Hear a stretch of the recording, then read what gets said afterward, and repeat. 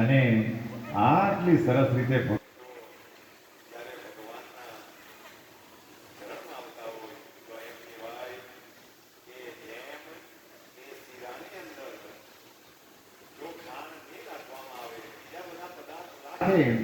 પણ જો ખાંડ ખાલી નહીં હોય તો એ શીરો કહેવાને લાયક રહેતો નથી, કારણ કે એની અંદર ખાંડ હોય તો જ એ મીઠો લાગે અને સ્વાદ તમારા મનને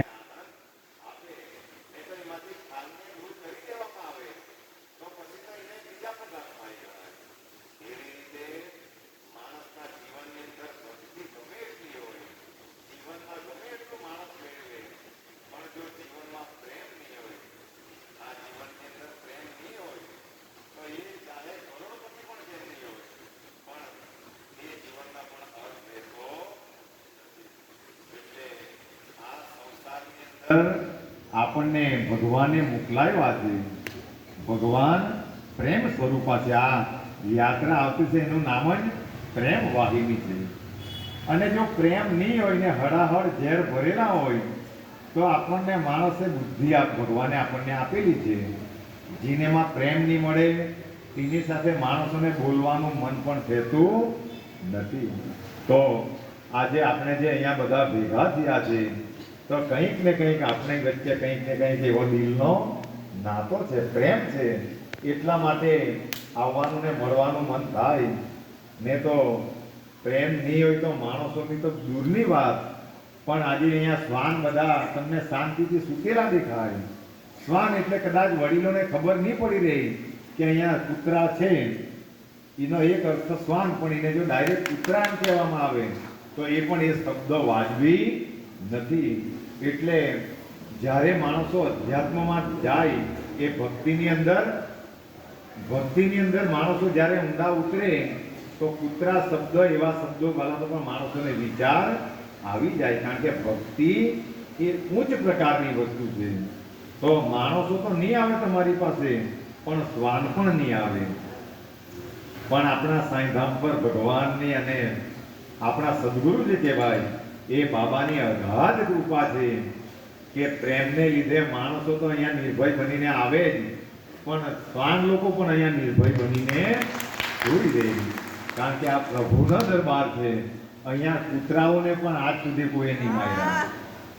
અહીંયા માણસોને તો હેડ નહીં કર્યું, પણ અહીંયા કૂતરાઓને પણ કાઢી નહીં મૂક્યા. અમારો જે આરતીમાં બેસેલો છે શંકરભાઈ, કે જ્યારે સમય થાય તો કૂતરાઓ માટે બનાવીને પણ એમણે ખવડાવેલું છે, જીવની સેવા કરેલી છે. એટલે આવા પવિત્ર દિવસે ભગવાન એને ઊંચ સ્થાન આપે. જીવનની અંદર પ્રેમની પરિભાષાઓ એવી છે કે મેં તો માણસ 68 તીરથ કરી આવે, 4 ધામ કરી આવે, પણ મનના ઝેર નહીં છોડે તો તેમને પણ એ યાત્રાનો કોઈ અર્થ રહેતો નથી. કારણ કે બધાને એવું લાગવું જોઈએ કે આ મારો છે, આ અંદરનો પ્રશ્ન છે. એટલે પ્રેમની અંદર એટલી તાકાત છે કે તમે આખી દુનિયાને જીતી શકે. હમણાં ગણપતિના ઉત્સવો ચાલી રહેલા છે. શું સૂચવે તે દિવસે અમારા છોકરાઓને સુદામા મંડળમાં સરસ આયોજન કરેલું હતું. બધા 3 કલાક સત્સંગ ચાલ્યો, પણ અમારા વડીલો ઉઠવાનું નામ પણ નહીં લે. હું કામ? કારણ કે જ્યાં ભગવાનની વાતો થતી હોય તો ત્યાં હંમેશા આનંદ રહે, અને વાતોની રીતે જ થવી જોઈએ. નહીં તો પછી બધા ઝેર ઉગલવાના કામ કરે તો ત્યાં તમારી પાસે માણસો તો નહીં ટકે. પણ હમણાં આપણે શ્વાનની વાત કરી તે પણ તમારી સામે આવતા, કારણ કે માણસને તો ખબર નહીં પડી રહી, પણ શ્વાન લોકોને તો ખબર પડી જાય આનામાં પ્રેમ છે કે કેમ. ને તો જ્યાં પ્રેમ નહીં હોય ત્યાં ચકલા પણ ગોઠો કરતા. જો જીવનની અંદર યાદ રાખજો, આપણા ઘરે ચકલા ગોઠો કરે તો જાણવાનું કે ભગવાનની કૃપાને આપણી અંદર પ્રેમ છે. આટલી ભાષા તો આ અબુધ પક્ષીઓ પણ સમજી જાય. અને કોઈ પ્રાણી તમારી પાસે આવે તો પણ જાણવાનું કે તમારી અંદર નિર્ભયતા છે, તમે હાનિ કરવા વાળા નહીં મળે. નહીં તો કૂતરાને આગળથી પથ્થર મારે, ગમે તેવા શબ્દો બોલે તો ત્યાં માણસો પણ જઈ શકતા નથી. પણ આપણે બધા સદભાગી છે કે ભગવાને આપણા પર કૃપા કરી મનુષ્યનો જન્મ આપ્યો અને વિશેષમાં કૃપા કરી કે આપણને ભક્તિ આપી અને ભક્તિ આપીને સારા કાર્યો કરાવીને આજે આટલું મોટું તીર્થધામ બનાવ્યું તો એ ભગવાનની આપણા પર ખૂબ એના કરતા હરતા જ પ્રભુ છે. જો આ દુનિયાની અંદર માણસોને એવું લાગ્યા કરે કે અમે કરીએ, મારા વગર અટકી જાય, આના વગર અટકી જાય, આ પ્રભુની દુનિયા છે. માણસો છોકરા નાના હોય, ગામડા હોય અને માય બાપ કદાચ મૃત્યુ પામે, કદાચ સંજોગવશાત મૃત્યુ પામે તો એ બાળકો આવડા જ રહેતા નથી, એ મોટા તો થાય ને, કારણ કે ભગવાને બધા જીવની વ્યવસ્થાઓ કરેલી છે. એટલે કોઈના મગજમાં એવું આવે કે મારા વગર આ અટકી જાય, આજે ઉઠીને આ પણ મૃત્યુ પામ્યો તો પણ આ સાંઈધામનું કાર્ય હવે અટકી શકતું. આ તો ખાલી ભ્રમ છે કે સતીશભાઈ છે એટલે સાંઈધામ ચાલ્યા, એવું જરૂરી નથી. આ ધામ પ્રભુનું છે, આ મંદિર પ્રભુનું છે, કોઈ વ્યક્તિનું નથી. એટલે કોઈના મગજમાં એવું હોય તો એને દૂર કરી દેવાનું. અને માણસો વચ્ચે કદાચ અણબનાવ હોય પણ પ્રભુ સાથે કોઈએ વેર બાંધવાની જરૂર નથી. અને જે પ્રભુ સાથે વેર બાંધવા ગયા તો તેનો પ્રભુએ ધીમે ધીમે સમૂહતા દરિદ્રતા આવે. જો જ્યાં ધર્મના કામો થતા હોય, પ્રહલાદ ખાલી ને ખાલી નારાયણનું ભગવાનનું નામ લેતો હતો, ધર્મના રસ્તા પર ચાલવા ગયો તો પહેલો એનો બાપ જ થઈ ગયો.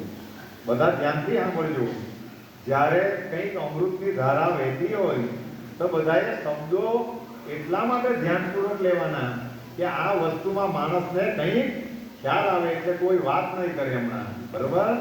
શબ્દો પર બધા ધ્યાન આપજો તો તમને કંઈક ખબર પડી જાય. નહીં તો ધ્યાનો ભટકતા રહે તો જેમ ઊંધા ગળા પર પાણી રાખે, ઊંધા ગળા પર મોટર ચાલુ કરી મૂકે તો પણ એ ઘડો પાણીથી ભરાતો નથી. શું કામ? કારણ કે ઘડો ઊંધો. એટલે જ્યારે સત્સંગો ચાલતા હોય, કંઈક સારી વાતો ચાલતી હોય ત્યારે ધ્યાન કેન્દ્રિત રાખવાનું. નહીં તો વાતો કર્યા કરે તો માણસોને બધાને ડિસ્ટર્બ કરતા હોય. એટલે હર હંમેશા આ વસ્તુનું ધ્યાન રાખવું. તો પ્રહલાદ ધર્મના કામ કરવા ગયા તો પહેલો દુશ્મન તો એનો બાપ થઈ ગયો. બધા ધ્યાનથી સાંભળજો. અને એ પ્રહલાદને એને ડુંગર પરથી તો ઉડાડી નાખ્યો. આપણને બધાને ખબર છે એને ડુંગર હું કામ મારી નાખવા હારું. પોતે બાપ હતો તે છતાં પણ એ હિરણ્યકશ્યપે એને મારવાના અનેકો પ્રયત્ન કર્યા, પણ વાળ હુકામની વાંકો થયો કે જેના પર હરિનો હાથ છે એનો આ જગતમાં કોઈ વાળ પણ વાંકો કરી શકતું નથી. એટલે આ વસ્તુને અમે જાણેલી, આ વસ્તુને ઉતારેલી, એટલે આ દુનિયા આખીઓ વાંકી થઈ જાય તો પણ અમે ફિકર કરવા નથી. એટલે હર હંમેશ જ્યાં ભગવાનની ભક્તિ થતી હોય તો ત્યાં માણસોએ મદદ કરવાની રહે, તનથી, મનથી કે ધનથી. અને ભગવાનના કામમાં જે બગાડવાના પ્રયાસ કરે તો એ સંતોએ ચરિત્રની અંદર લખેલું કે તેનું જીવન પણ બગડી જાય. એટલે આ દુનિયાની અંદર આપણે આ બધા ભક્તો બેસેલા છે, બધાની ઘરે ખાવાનું છે, ખાવાનો થોડો પ્રશ્ન છે, પણ અહીંયા જે બધાને મળે એ પ્રભુનો પ્રસાદ છે. હા, ભગવાનને ધરાવેલો પ્રસાદ છે. અને પ્રસાદનું મહત્વ સાક્ષાત સત્યનારાયણ ભગવાને એવું લખવામાં આવેલું છે કે આ પ્રસાદ ખાવાથી એક તો માણસોની મનોકામના પૂરી થઈ જાય, એક તો રોગો મટી જાય, પાપો તળી જાય. કેટલું પ્રસાદનું મહત્વ છે.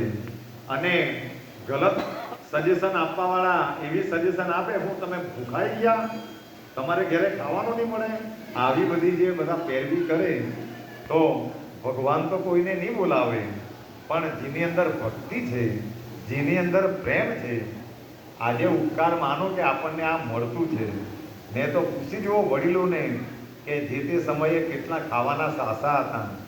લોકો કુસ્કીના રોટલા બનાવીને ખાતા હતા, કેવી પરિસ્થિતિઓ હતી. અને આજે એ જ માણસો પ્રસાદ માટે, અન્ન માટે જ્યારે ખરાબ બોલે તો એ હળાહળ પાપમાં પડે. એટલે અહીંયા ખાવાનું નથી, આ તો પ્રભુનો પ્રસાદ છે. એટલે પ્રસાદ માટે જેમણે જેમણે તિરસ્કાર કર્યો એનું એક ને એક દિવસે વહેલું કે મોડું પતન થયું. એટલે અમે તાની જાય, અમે આમની જાય, એ પ્રશ્નો માણસોના મગજની અંદર પણ નહીં આવવું જોઈએ. કારણ કે ભગવાનની કૃપા હોય તો જ પ્રભુના ચરણમાં જઈ શકાય. આ સતના ટકોરા પડ્યા. એટલે આને સાંઈ કથા કે એક માનવતાની કથા એટલા માટે કહેવાય કે પહેલા આ જરૂરી છે. પછી ને તો ગુજરાતી સ્કૂલની અંદર માણસ પહેલા ધોરણથી નહીં ભણે અને ડાયરેક્ટ કોલેજમાં જાય તો એને સર્ટિફિકેટ મળી શકતું નથી. કારણ કે પહેલા ધોરણથી જ અભ્યાસ કરવો પડે તો જ એને 11મા અને 12મામાં એડમિશન મળે અને તો જ એને કોલેજમાં પણ એડમિશન મળી શકે. એટલે હર હંમેશ આ બધા પ્રયાસો આપણે કરવાના છે. વિશેષમાં આપણું બધાનું સદભાગ્ય છે કે ગઈકાલે સંત મહાત્માઓ આપણે હંમેશા દિગંબરની ધૂન ગાઈએ તો દિગંબરે કૃપા કરી અને એ દિગંબરો ગઈકાલે આવી ગયા અને આશીર્વાદ એ આપી ગયા. એ સત્ય ઉત્સાહ એટલા માટે કહેવાય કે અમારા હરીશભાઈ ને દીપિકાને તો તમે સરકારી ટીચરો છે એમ પણ કહી દીધું. જે દર્શન કરવાના તેના ઇતિહાસ તેમણે કહ્યા. એ આવ્યા તો પહેલી વાર અને અમે જ્યારે દર્શન કરવા માટે આવ્યા ત્યારે અમારો દીકરો સ્વધામ ગયેલો તેના માટે પણ એમને કહી દીધું કે એક ગયેલો છે પણ તમે સારું કરેલું એટલે બીજો પણ આવેલો છે. એવા એ વ્યક્તિ હશે અને જે આશીર્વાદ આપી ગયા. કાલે ગુરુવાર હતો, જોગાનો જોગ, અને આશીર્વાદ એ આપી ગયા કે જેમ ભીષ્મ પિતાએ એ દ્રૌપદીને અખંડ સૌભાગ્યવતીનો આશીર્વાદ આપેલું. કૌરવોએ ગમે એવી પહેરવી કરી પણ એનો ચાંદલો ભૂસાયો નહીં. એમ એ લોકો આશીર્વાદ આપણા ધામને એ આપી ગયા કે અહીંયા અખંડ સદાવ્રત ચાલુ રહે. અહીંયા અખંડ સદાવ્રત ચાલુ એ આશીર્વાદ આપી ગયા. એટલે અહીંયા ગમે તે કોઈ પહેરવી કરે પણ એક સંતના, એક સદગુરુના આશીર્વાદ મળી જાય તો એટલે આ સતના ટકોરાવું પડે. જ્યારે કંઈક ને કંઈક આપણે વાત કરતા હોય અને બેલ પડે તો ભગવાન એના મુખથી બોલી શકતા નથી પણ બેલ દ્વારા બોલાવે કે આ સત્ય વાત છે. આ બધી અનમોલ વસ્તુ છે જો સમજાઈ જાય તો. અને જીવનનું જેને મોટામાં મોટું લક્ષ્ય કહેવાય કે સદાવ્રત, આના કરતાં કોઈ પણ મોટી વસ્તુ, કારણ કે આપણે જીવનની અંદર ગમે એટલું કમાવું, ગમે એટલું સોનું ચાંદી ભરવું, ગમે એટલા સાધનો લેવું પણ એ ખાઈ શકાતા. તમારા ગજવાની અંદર હજારોની બંડલ હોય પણ તમે જંગલમાંથી પાસ થતા હોય એની અંદર 2-3 દિવસ નીકળી જાય તો એ બંડલો ખાઈ શકાતા. કારણ કે એ તમને તૃપ્તિ આપી શકતા અન્ન જ માણસોને તૃપ્તિ આપે.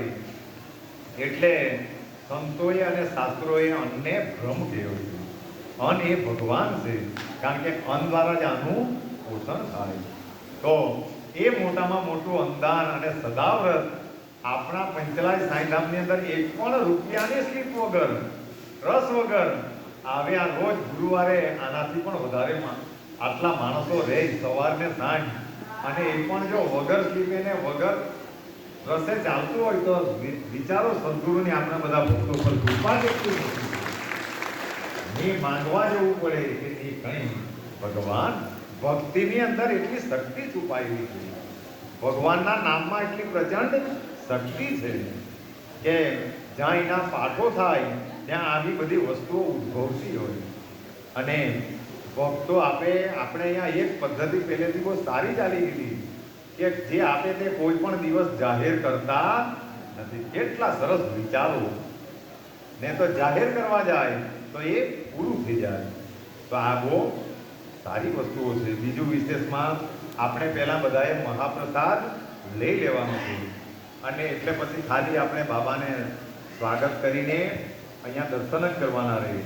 કારણ કે વરસાદ એ એરિયામાં વધારે છે એટલે રથ હજુ આવતો છે પણ આપણે મહાપ્રસાદ લઈને શાંતિથી બધા તૈયારીમાં રહીએ.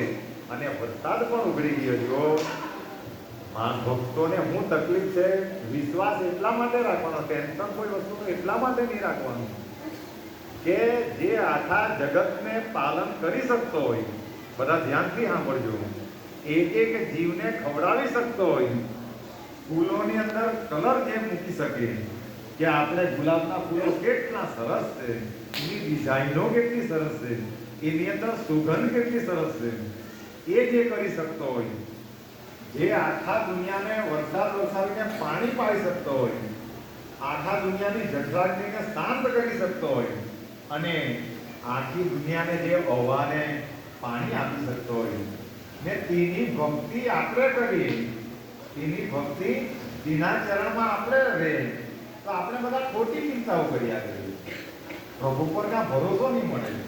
એટલે આખી દુનિયાનું પૂરું કરી શકતો હોય તો એ તારુને મારું એ ચૂટકીમાં પૂરું કરી નાખે, એમાં કોઈ મોટી બાબત. એટલો ભરોસો રાખવાનો. પણ તકલીફો ક્યાં આવે કે આ મારું છે ને મેં કર્યું એટલે ભગવાન તેના પર કૃપા કરતા, કારણ કે જ્યાં હું આપણું આવ્યું ત્યાંથી ભગવાન દૂર થઈ જાય, ત્યાંથી ભગવાન દૂર જ થઈ જાય. એટલે જે માણસો નિમિત્ત બનીને આ કાર્ય કરે તેના પર શ્રી હરિની અગાધ કૃપા હોય. ને તો આ બધા અનુભવો છે અમને, બધી જગ્યાએ કથા ને પ્રવચનો કર્યા તો એ અનુભવોના પ્રવચનો કર્યા, અનુભવો નહીં કરે. ઓહો હો હો હો. શું નામ તારું? જય જય. ચાલ અમારા શું નામ છે? કોણ છે? ચાલ તમારું છોકરું યાર નિર્ભય બનીને આવ્યું, એને બર્થડે છે. તો એક વાર બધા ભાવ અને શ્રદ્ધાથી તાળીઓથી વધાવીએ એને અને ગાય happy birthday to you, happy birthday to you,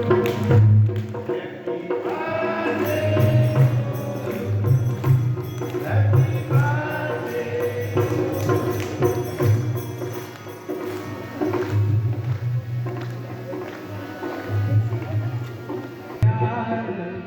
happy birthday. Happy birthday to you.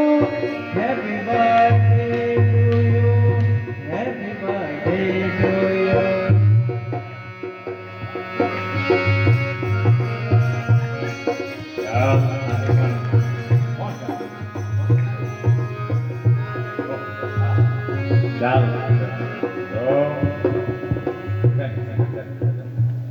જો જીવનની અંદર માણસોની અંદર જ્યારે આવી નિર્ભયતા આવે, જો આ સંસ્કારો કઈ થાય, આ સંસ્કારો કામ કરે કે નિર્ભય. અમે તો પ્રવચનમાં તલ્લીન હતા પણ આને આવીને એમ